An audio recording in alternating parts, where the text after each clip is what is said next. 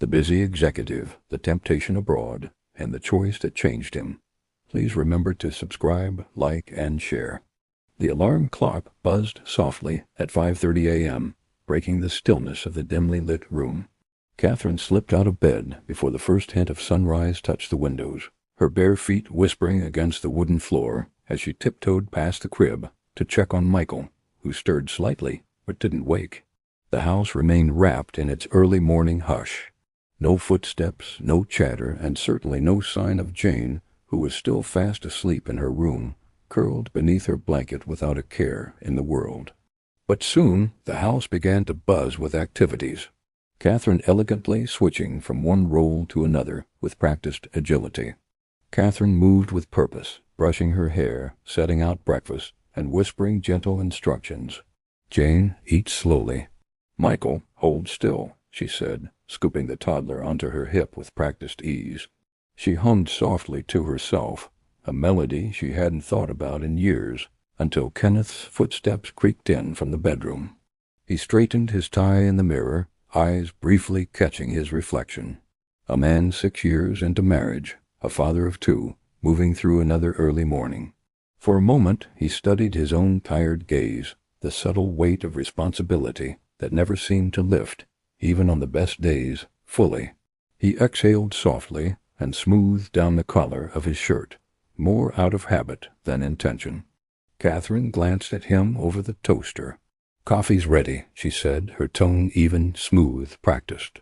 There was warmth in her eyes, a quiet patience born from years of teaching and the steady rhythm of faith. She had been up earlier, as always, mapping the day, readying the children, making sure everything was aligned.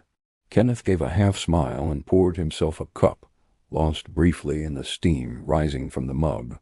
Breakfast passed in a measured cadence. Small talk about Jane's homework, Michael's latest mischievous escapade, and the logistics of Kenneth's upcoming meeting. Catherine moved with efficiency, brushing crumbs from the table, while Kenneth's mind wandered to spreadsheets, travel itineraries, and his next client call. They kissed quickly by the door.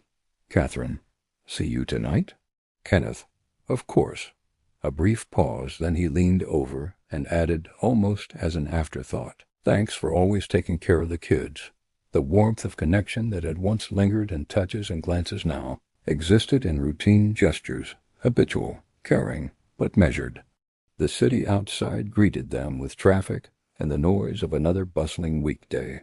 Kenneth climbed into his car, briefcase in hand, already dialing his assistant for the final confirmations for his work trip to Europe. Catherine watched the car disappear from the driveway, adjusted Michael's backpack, and led the children toward the school bus stop.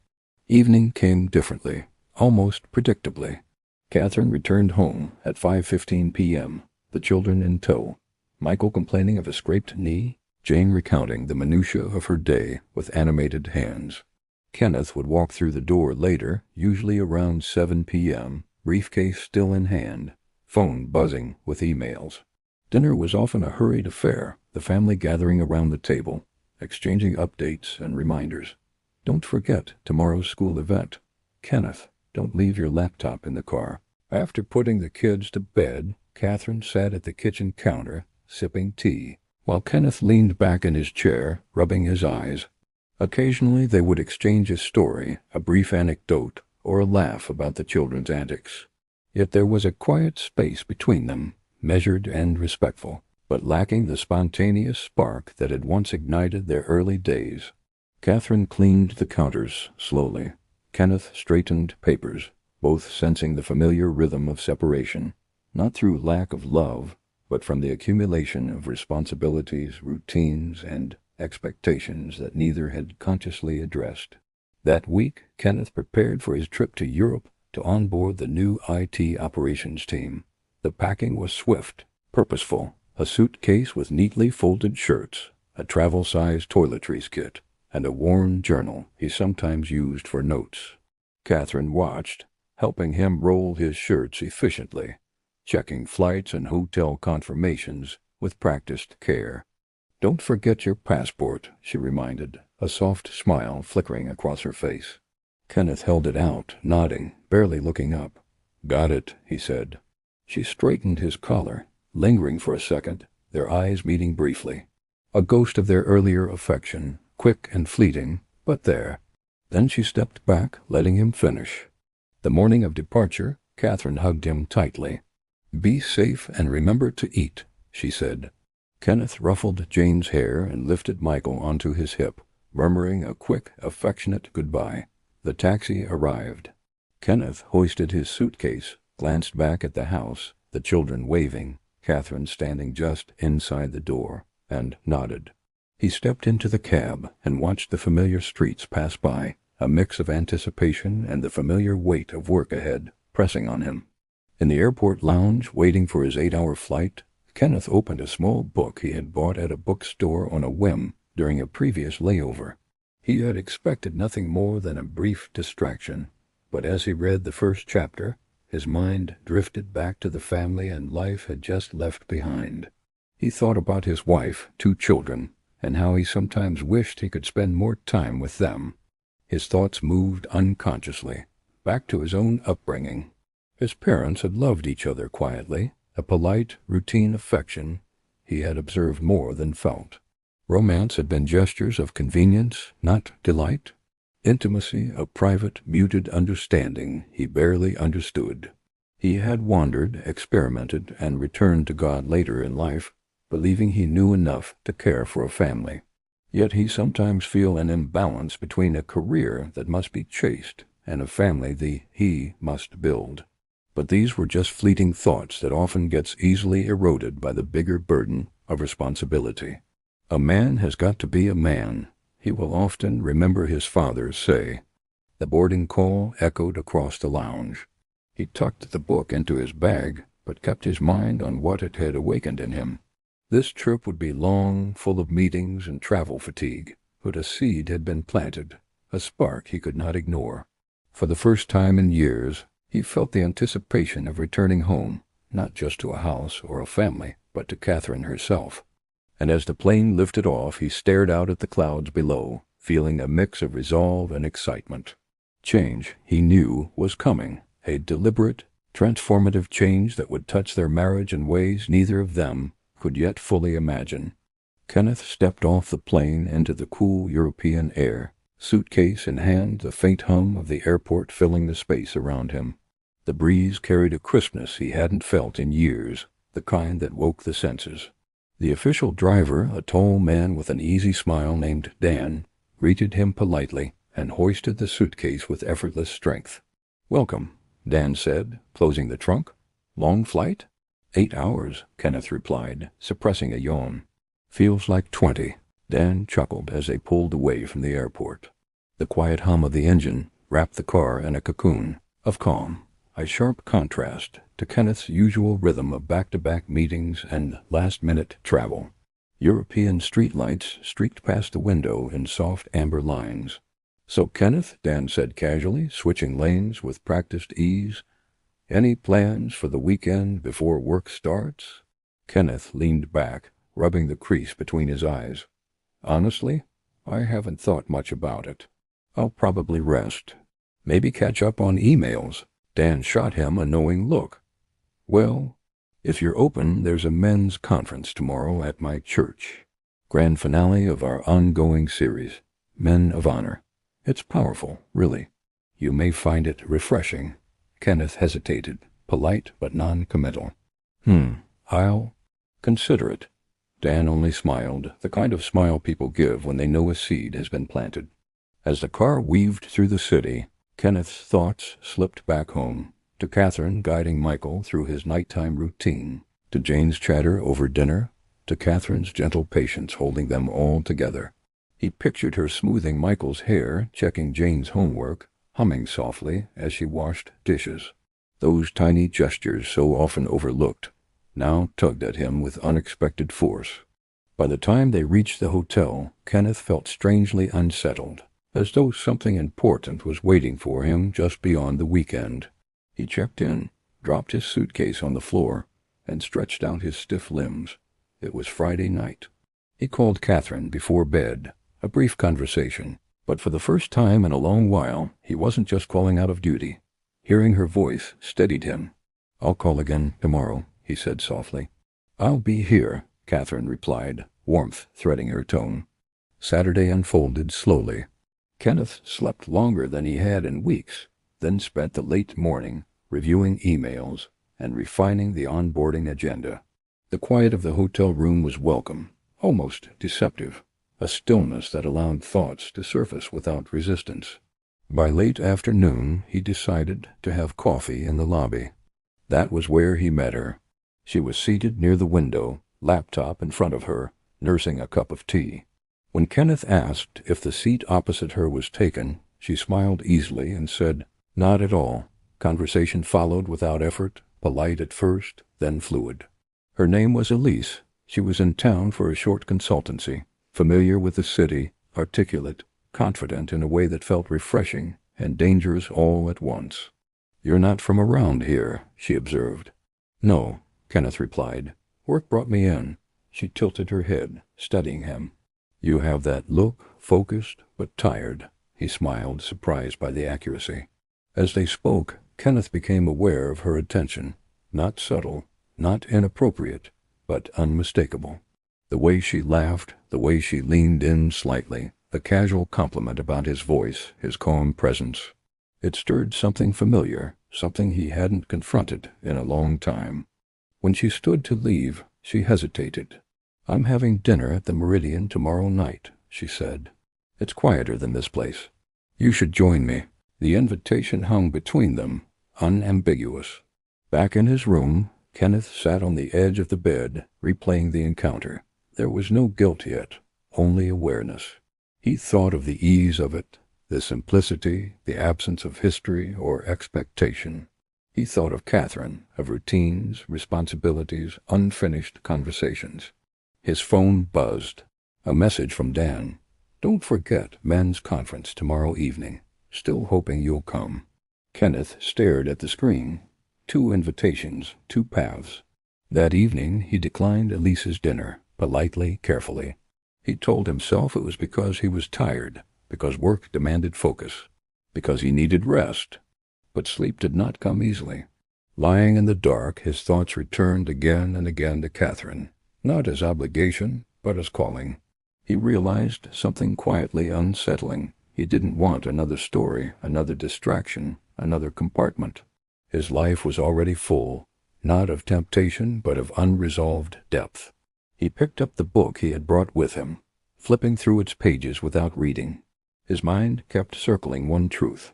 If he wanted his marriage to become more than routine, he could not afford to divide his attention.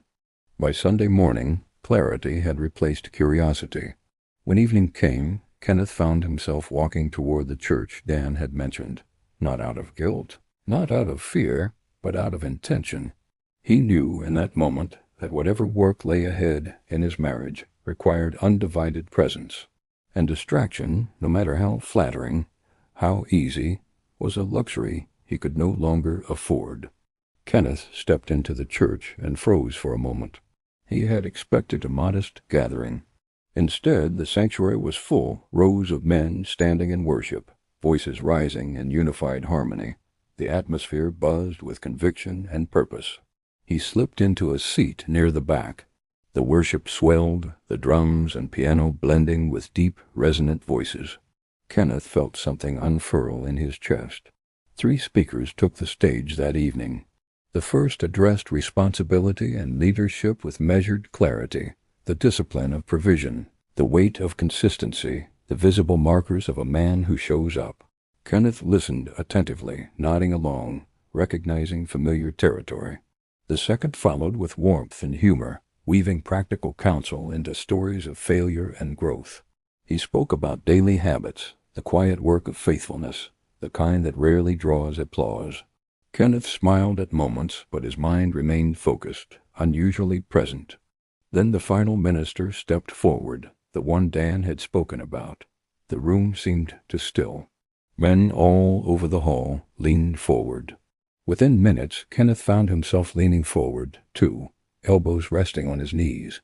His attention sharpened. The minister did not speak in abstractions.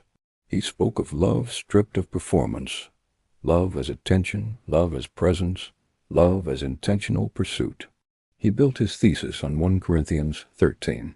The minister spoke of love, not romantic cliches, but sacrificial, attentive love. He spoke of intimacy in marriage as holy, deliberate, alive, not as entitlement, but as stewardship, as something cultivated, protected, patiently grown. He described a husband's role as cultivator, protector, student of his wife's heart and mind. He posited that a husband is not a conqueror, but a gardener, one who studies the soil, honors the seasons, and learns the quiet language of what he tends. Kenneth felt the words pierce him gently but deeply, settling into the choice he had already made. When the minister said, "A wife that is not studied cannot be fully loved. A husband who does not slow down cannot nourish the heart that waits for him," Kenneth exhaled slowly. The sentence did not accuse him. It confirmed him. Images surfaced uninvited, Catherine pausing in the doorway, waiting for his attention, her hand brushing his arm unnoticed. Her questions met with efficient answers instead of presence. He realized with a steady clarity how easily distraction had masked itself as rest, how often distance had worn the disguise of responsibility. His fingers curled slightly, as if reaching for a pen that wasn't there. Not out of urgency, but out of recognition. This wasn't new information. It was truth arriving at the right moment, meeting a decision he had already begun to live into. After the service, he headed toward the exit, but a small bookstore stand caught his eye. There it was, the minister's book, the very one he had been mentally jotting notes into.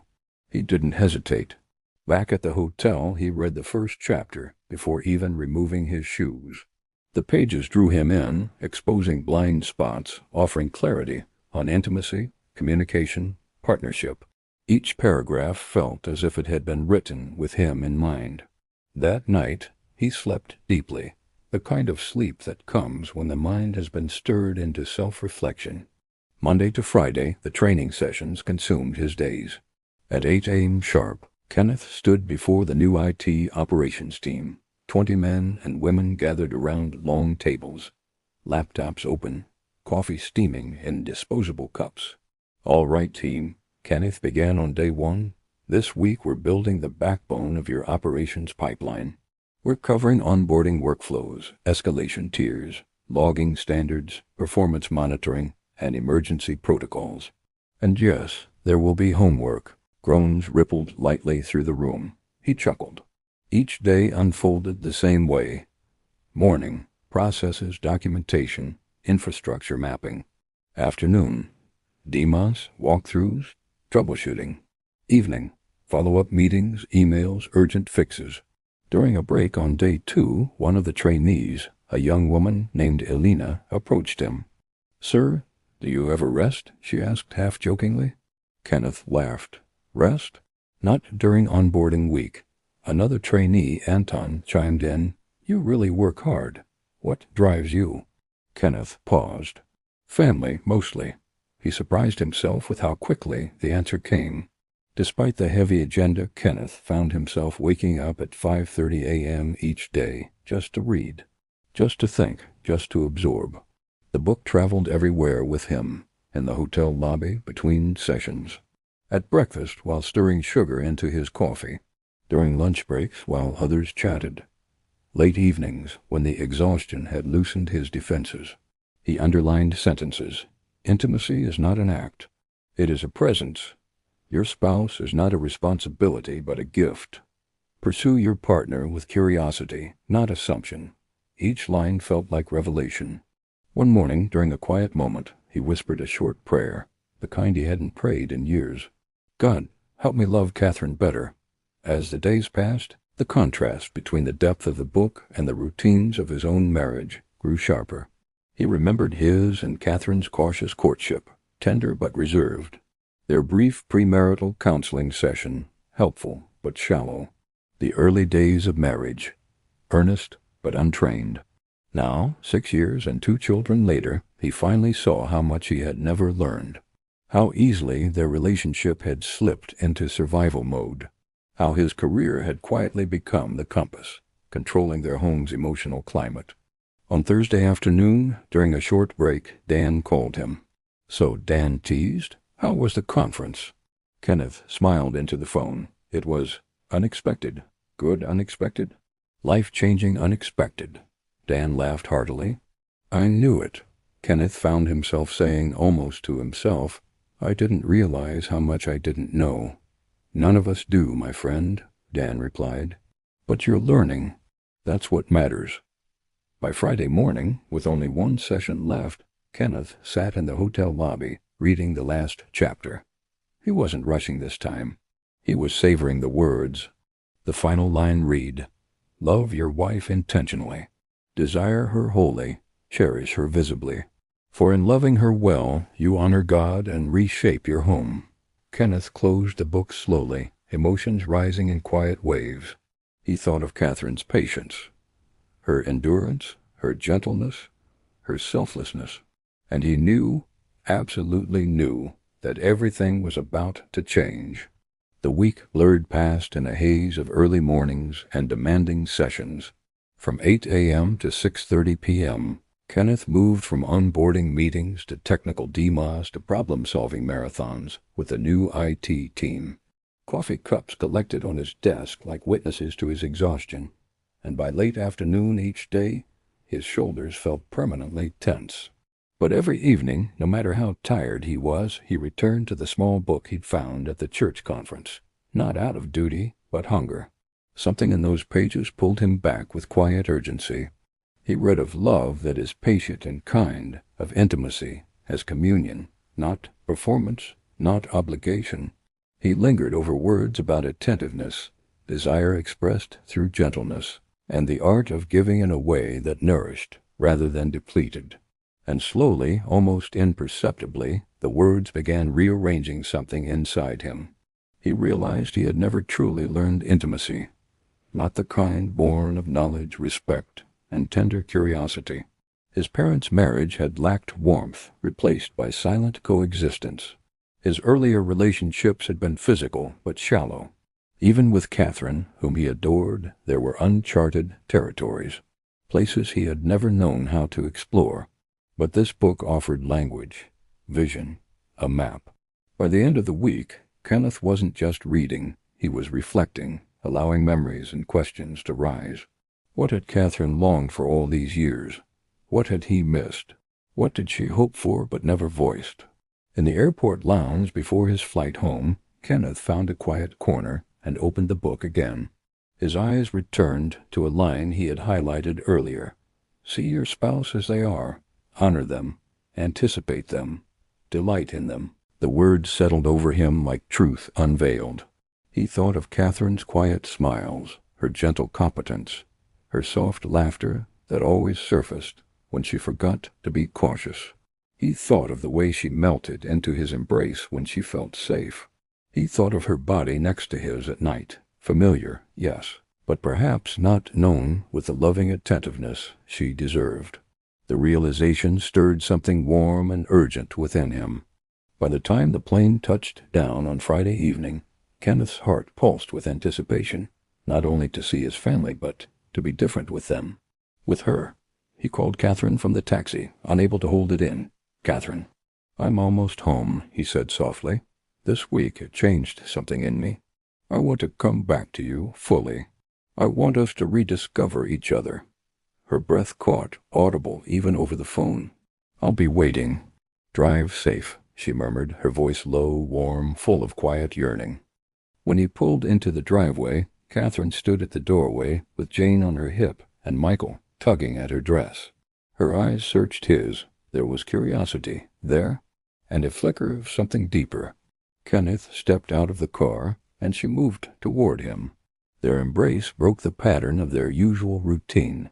This one was longer, fuller, infused with a warmth they both felt immediately. She breathed him in. "I missed you," she whispered, fingers curling into the fabric of his shirt. "I missed you, too," he murmured, kissing her forehead. Then, quietly, purposefully, "And I want to love you better. In every way." Her eyes softened, and a slow, knowing smile touched her lips. That evening, after the children had finally drifted to sleep, The house settled into its night-time hush. Catherine tidied Michael's toys. Kenneth washed the dinner plates, both moving with a quiet expectancy neither wanted to name too early. When they met in the bedroom, the air shifted. Kenneth reached for the book resting on his nightstand. "There's something I want to read to you," he said. Catherine sat beside him, their knees touching, her eyes bright with curiosity. He read passages aloud, words about tenderness, about giving attention as a form of affection, about the power of slowing down and truly seeing one another. Each passage drew them closer. Catherine's hand drifted to his knee. He wrapped an arm around her waist. Their conversation slipped easily into vulnerability, unspoken desires, small misunderstandings, buried hopes, and long-ignored needs. She laughed softly at one point, leaning her head against his shoulder. He kissed her hair without thinking. The warmth between them deepened. When he finally set the book aside, Kenneth turned to her fully, brushing a thumb along her jawline. His touch was different, intentional, reverent. "I want to know you," he said, "not just as my wife, but as the woman God entrusted to me. I want to understand what delights you, what comforts you, what makes you feel loved." Her breath trembled. "Then show me," she whispered. He kissed her, slowly, deeply, without rush. Not with the hurried routine of tired evenings, but with the intention of someone savoring something precious. Catherine responded with equal softness, then with growing fire, as his hands traced the familiar curves of her body, as though discovering them anew. Their intimacy that night was not frantic or loud. It was passionate in its depth, a rediscovery infused with tenderness, exploration, and gratitude. Kenneth was attentive, patient, eager to learn. Catherine felt seen, cherished, awakened in ways she had quietly prayed for, yet never voiced. They moved together like a couple, reclaiming sacred ground, each kiss, each whisper weaving them closer. When they finally lay tangled in the sheets, breathing in sync, Catherine rested her head on his chest and whispered, "I've missed this. I've missed us." Kenneth held her tighter. "We're not losing it again," he promised gently. "I'm here, fully, and I'm learning." A renewed warmth filled the room, the kind that doesn't fade by morning. For the first time in a long time they both fell asleep, not as two people surviving routine, but as lovers rediscovering joy, intention, and connection. And Catherine, perceptive, steady Catherine, felt the change deeply. Her husband had returned not just from a trip, but from a place of lack into a place of awakening. And Kenneth knew this was only the beginning. Monday morning arrived with the usual rush. The children's laughter echoed down the hallway as Catherine guided Jane and Michael through breakfast. Kenneth lingered at the doorway for a moment, observing the familiar chaos. Scrambled eggs on the table, Michael's socks mismatched, Jane correcting him with quiet authority. But this morning, instead of letting the scene fade into routine, he stepped in. "Need a hand?" he asked, rolling up his sleeves with a grin. Catherine glanced at him, surprised. "Sure, if you can manage Michael's breakfast without flipping the table," she teased. Kenneth crouched beside Michael, helping him scoop cereal without spilling. Jane watched, eyebrows raised, as her father's attentiveness transformed from mechanical to engaged. Catherine caught the glance, a small smile tugging at her lips. For Kenneth it was a quiet victory, noticing, participating, being present. Later, at work, Kenneth's mind wandered back to the church conference and the lessons he had absorbed. Love notices, love gives, love celebrates. It wasn't about perfection or performance. It was about intentionality. Each gesture, each glance, each small word of affirmation could become an act of love. That evening, Kenneth returned home earlier than usual, a deliberate choice. He found Catherine in the kitchen, humming softly while preparing Michael's bath. The children were already in pajamas, Jane perched on the counter, swinging her legs. "Hey, busy bee," Kenneth greeted, dropping his briefcase and moving closer. Catherine looked up, a flicker of curiosity in her eyes. "You're early," she remarked, wiping her hands on a towel. "I wanted to see you."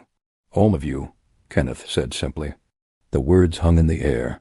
Catherine's shoulders relaxed, her hands brushing against his as he reached for a dish. Their fingers lingered, a silent promise of attentiveness and presence.